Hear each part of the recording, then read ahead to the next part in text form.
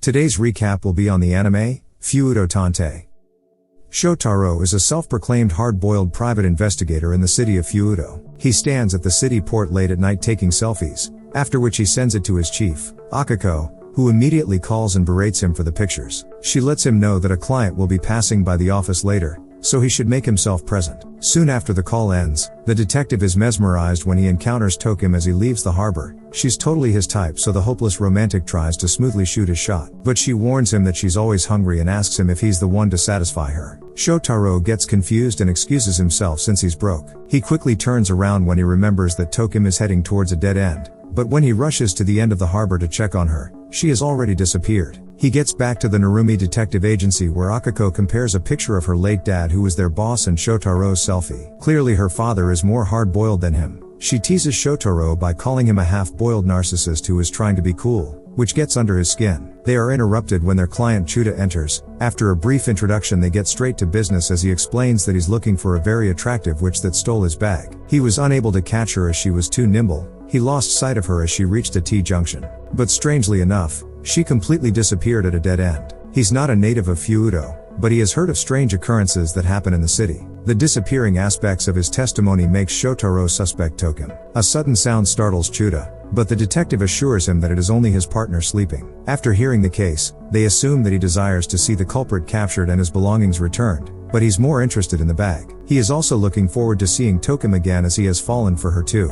It's a strange request, which is why he came to the agency instead of the police. Akiko finds it difficult to understand that he fell in love with his robber. Shotaro decides to take the job, but after Chuta leaves, he reveals to Akiko that he's certain that he has already met their target. Akiko assumes that the reason he didn't fall victim to her was because she could tell that he was broke. He rejects this analysis before acknowledging how Chuta got charmed by her. Shotaro's partner Philip is very much interested in the case after overhearing the details, but he rejects Philip's input as he feels like he can take this one alone. He decides to begin his investigations by going to the streets since he feels like the city is his backyard. After asking the majority of his sources he doesn't get any leads till he receives a message from an acquaintance called Watcher Man.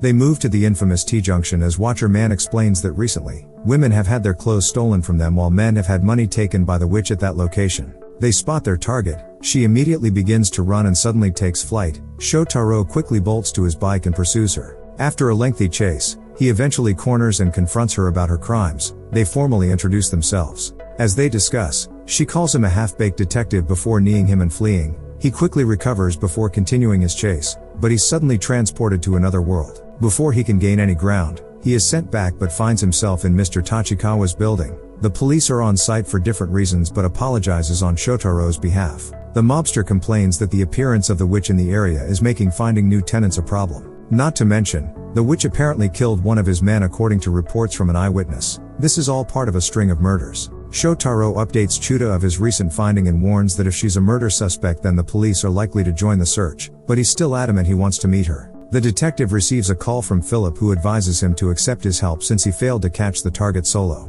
He suspects that Tokim might be using a Gaia memory, but Shotaro is still resolute on following the case alone. In the earlier hours the following day, he leads his client to a park where Tokim is having a shower. For someone who lives a nomadic lifestyle, she seemed quite clean. So after some asking around, he found that the park was a place one can get a free wash. As Chuta requests for his bag back, she suddenly senses something and reveals her memory drive before escaping into the Shadow City. They follow her but Shotaro receives a cut when saving Chuta from an ambush. Judging from the attacks, he's certain that this is the same culprit behind the recent killings. Philip comes to the rescue just as Shotaro is about to be taken out by an overwhelming attack. He reminds him that they are the 2-in-1 detectives as he helps him up for their counter, but they find themselves back in the normal world. Tokim disappears into a wall warning them to stop chasing her, or they'll get sliced to bits. Philip is fully invested and sure this is a memory crime after what he just witnessed. Back at the office, Shotaro explains that a Gaia memory is a pen drive that contains data, and when injected, it turns people into superpowered monsters. There was an organization that was distributing them in Feudo, but their operation was wiped out. Some of the memory drives are still around on the black market. They believe that Tokim is using one. Chuta gets fed up and offers to pay the fee for the work they have done so far. He intends to find his crush himself. Shotaro pleads for more time because his pride as detective is on the line. Philip adds that they are the leading experts when it comes to Giga memories in the city. He has the ability to run searches of specific topics on a cosmic scale to find results. Think Google, but on steroids. With the help of his partner, he finds the memory in question, and it's called Road. The user combines high speeds and temperatures to open holes in space which allows travel to the Shadow City. But it takes biomatter to create the dimensional road which must be replenished. The extreme hunger causes the user to devour human flesh, hence the murders. Shotaro recalls Tokim commenting on her hunger during their first encounter. Meanwhile, on the streets, another person gets eaten. The following day, Shotaro goes to the scene, and from the evidence, Tokim is their main suspect to be the road dopant. But Shotaro still has his reservations, so he does some further investigation.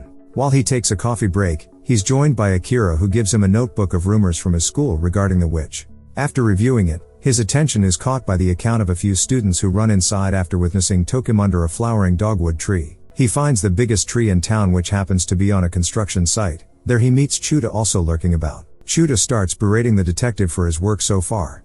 Before he can finish his tirade, they are attacked by the road dopant, but Shotaro evades with the help of a device. The monster disappears, and shortly after, Tokim stands above them. So naturally the detective questions her about being the dopant, but she's oblivious, only stating her need to take a bath before leaving. Shotaro makes his way back to the office, where he has an argument with Philip after being accused of developing a personal attachment to Tokim, which is making him take dangerous actions alone. This only annoys Shotaro, so he relinquished his device before storming off. He later meets Tokim at the park just as she takes her bath. She returns Chuta's bag, hoping it wraps things between the two of them, but he believes that she doesn't look like someone that would kill to serve their own ends. She reveals that she's suffering from amnesia. Her never being satisfied is because she doesn't know her past. The only thing Tokim knows is that she must find something in Feudo, which is why she can't leave. She removes her Giga memory, and Shotaro notices that it's broken. It starts getting hot because the real road dopant is approaching. Simultaneously, Tachikawa and his men appear with their guns drawn. From his speech it seems like the detective is his target too.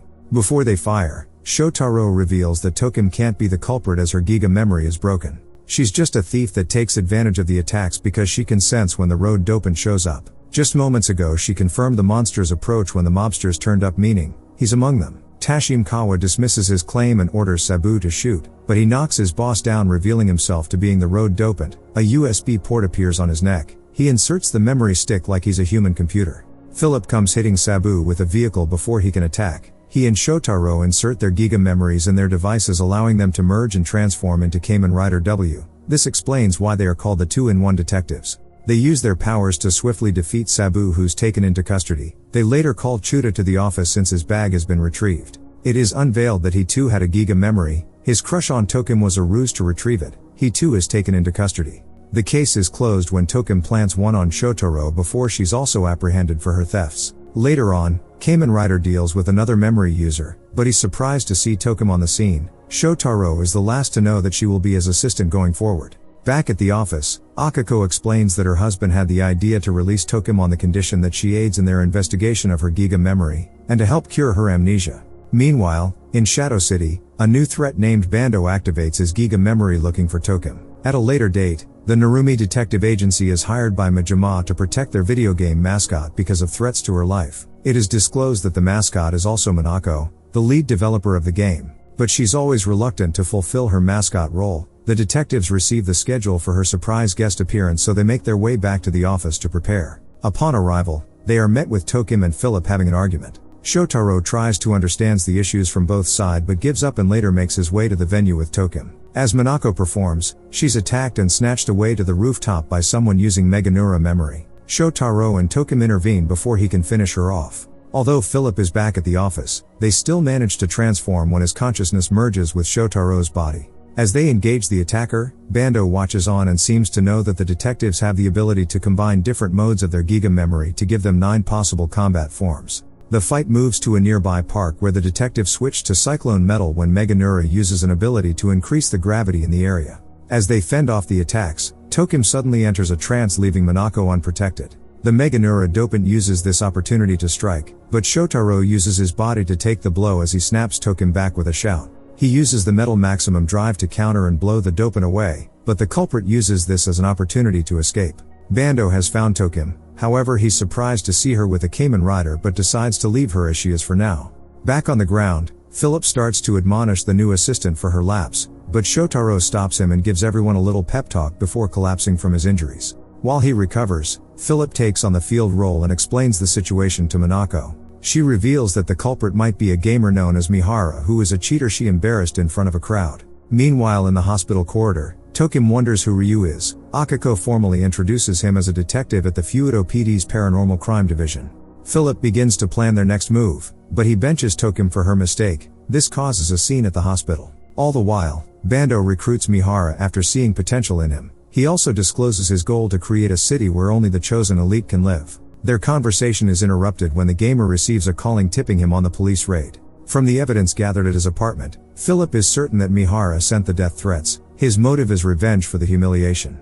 With pressure from upper management, Majima orders Minako to make another appearance despite the risk to her life. When everyone present objects, he just gets more aggressive, which makes Minako to run off upset. Shotaro forces himself out of bed to give the mascot some encouragement before collapsing again, so Tokim sends him back to rest. She was also moved by her boss's words, so she gets back to the job. It dawns on her that someone on the inside must have tipped Mihara off, since only the staff knew about the surprise appearance. She spots Majima walking in the corridor with a bloody fist. She confronts and accuses him of tipping off the attacker because he disappears whenever Minako is in danger. He manages to convince Tokim that he's not the leaker. They work together and find Koizumi red-handed texting Mihara. She did it out of jealousy. The team leader confesses that she's alerted Mihara that Minako is the mascot. He's already infiltrated her dressing room and pops a pill given to him by Bando before transforming. He releases infestation levels of bugs before taking Minako hostage, but Tokim manages to release her from his grasp. Philip comes in clutch once again before Mihara can finish the girls.